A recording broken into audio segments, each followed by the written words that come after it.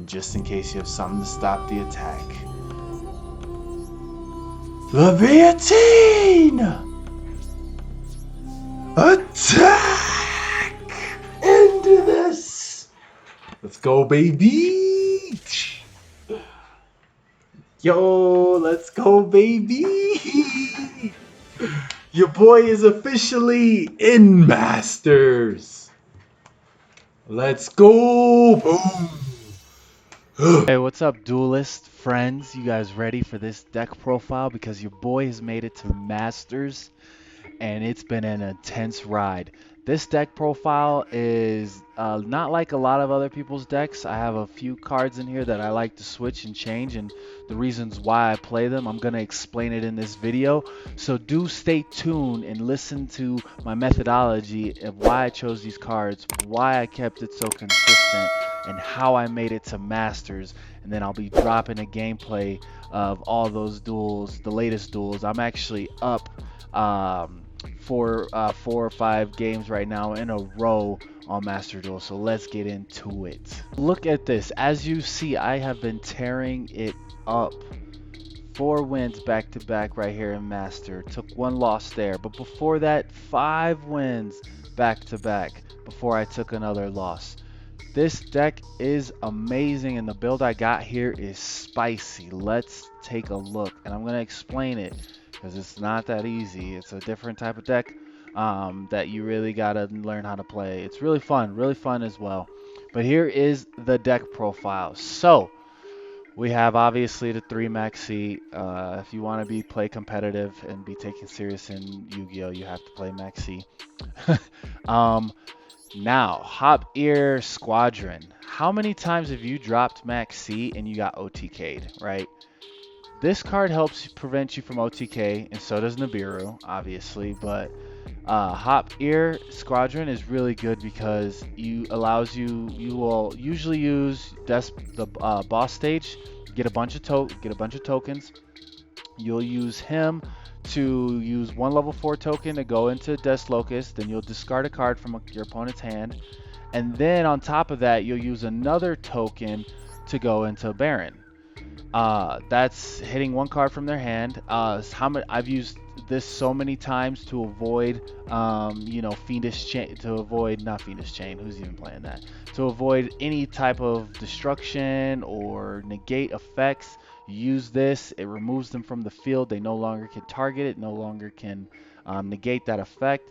So then they wasted their effect trying to stop you. Now you're synchroing, making them discard a card, and then on top of that, ending it with Baron. Very powerful combo. And on top of that, say you don't have the level 4 tokens, you have all your level 9s. Who's the best 11 synchro monster right now? Who wins games? This card has helped me. Psychic and Punisher has helped me win so many games.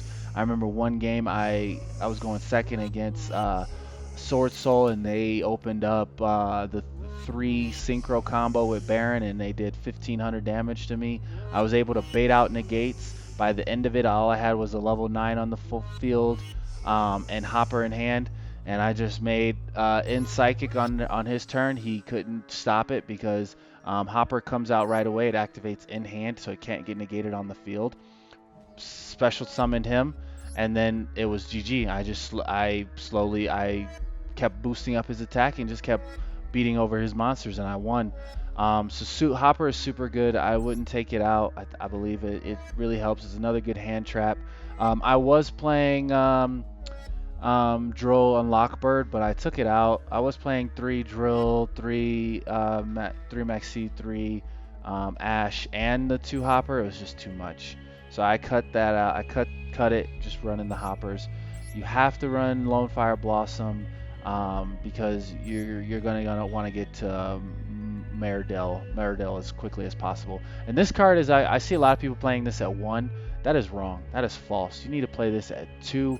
You can even play it at 3, to be honest, because I play it at 2, but I think 3 is good as well, because it's very powerful. You want this card in your hand, especially if you have Vala. If you just have Vala and her, in hand, that's a 2-card combo to your boss monster Leviatine, and it searches your boss stage card. So super good. Also, she's a light too, so if you're playing against Bastilias or Branded or Despia or whatever, they can banish it. Once they banish it from the grave, and that was your one of, how else are you gonna search every turn and reoccur and keep up with your opponent? So really, really important there. I like her at 2. 3 I can test. I haven't bought in a third yet. Running the 2, and the 2 has just been perfectly fine. And running the 3 lone fire to get to her as quickly as possible is the best. 3 Ash, obviously. 3 Loptier, he's just really good too. You need him. He's your other starter other than lone fire. Dimensional Shifter. If you're not playing tier elements, Despias, trap tricks, even the labyrinths. If you're not playing those top tier decks, then and your deck can run Dimensional Fissure. You have to run Dimensional Fissure or Dimensional Shifter. He's just too good not to be running so many times, and this deck doesn't really get hurt. Yeah, the only real card that comes in conflict with it is Vala, but basically you just avoid Vala, or if you do use it, you have 3 copies of it, so it's not the end of the world when you banish your own Valas. The best part about Dimensional Shifter is shutting your opponent down for that turn. That's what really is Yu-Gi-Oh is about, shutting them down for just a turn. Because decks spam, and if you don't spam first and they spam on you first, then it's GG's. That's just how Yu-Gi-Oh is. One Nidhogg, it's just really good for it's. I like that it contribute 1, so definitely against especially decks that have to go into their extra deck. Sword Souls made it against Sword Souls, always negated the summon. Trap Tricks if they haven't made their 1 trap trick yet. Labyrinths, I don't really bring it out on Labyrinths too much. Then the one of Gariga. I'm gonna butcher these names. I always do. Probably because I speak 3 different languages, and pronunciation and all of that stuff, just I don't really care for it. There's always 100 million ways to say one word. Hair, here's Hair. He's dope. You have to run 2. 3 would just be too much. 2 is perfect. 1 of each of these is perfect. 2 of him is perfect. 3 Valhalla, you have to run 3. 2 Nibiru. Nibiru is really good in this in this deck, because if you blow up the whole field, you don't really care. Because once it's their turn again, you just use boss stage, and all your stuff comes back, and then you're back in the game. So definitely Nibiru. This is a nice little tech I like. Generator boss quest. I do play the one ofs. You don't have to play 3. No, I play one of it because sometimes if I have a bunch of level 9s in hand, which happens, especially if you're running 2 of him or even 3 of Madil, which is not bad at all, because this card combos well with World Monstrosity as well. So you have Monstrosity on top of it with Val. So if you open it in hand, you can even just use this and summon it straight from hand and get your field card that way. Not the best play, but if you can get a level 9 on board first, then you want to play World Legacy of Monstrosity, because it's automatic rank 9. And then also, depending on which level 9 you need on board, you can use Valhalla to get, like if you have Valhalla in hand, you can special summon, or if you have her in hand, you can special summon Valhalla off that and then special Mabel from hand. That's really good too. And bringing out the dark and then overlaying her. These are your best 2. Overlaying Vala and Murdale is the best, because next turn you just use Murdale, bring it back out, get or Vahel, get Murdale back on the field and search. You gotta keep up with your opponent. You gotta keep searching every turn, just like your opponent. But this one of is really good, because if you do have all those level 9s in hand and you don't have boss stage yet, then you search this, get rid of one of the level 9s, and you search your boss stage, and you search your boss room. Boss room is it's not the best trap card, it really isn't, but it's useful, and it's useful. This is the best way to put it, especially when you want to open up and keep it consistent with doing boss quests and going this. I'm not playing the trap card that activates and then lets your opponent draw a card. You don't really need to. You really don't need to. I have always see the field card. Just because you're playing two Merbel, you're playing triple Lone Fire, you're playing triple Laptia, and you're playing two Merbel, and then you're playing the three monstrosities, just that combo, also with Marbell. So there was no problem ever finding the field card. So the trap card I just saw, it was slow. Slow. It doesn't get you to where you need to get to quick enough. And it lets your opponent draw a card on top of that. And you can't even activate it during the draw phase before they even draw a card. So honestly, the trap card is. I was running it with one. So if I did already have boss stage, I could combo it with boss quests and search the that trap card and boss room. But then I just realized I'd rather have all these other good hand traps, and I'd rather have evenly matched if I'm going second, especially against a lot of big heavy decks that just spam and are just really powerful. Then obviously the triple boss stage, you need those two Call by the Graves, because yeah, Ash hurts boss stage. You always want to make sure boss stage resolves and everyone's running 3 Ash. So Call by the Grave is good, and then also running the Crossout Designator, the one ofs. Why? Because you have Maxi, I have Ash, I have Dimensional Fish Shifter, I have Nibiru, and I have Evenly, which Evenly is actually the biggest threat to this deck. Why? Because your tokens don't get hit through Evenly. They don't count as on the cards on the field. So basically, you lose all your cards, and the tokens just stay there and smile. So really, Evenly is the worst card against this. Onto the extra deck. Already kind of explained the 3 synchros here. Really good lineup.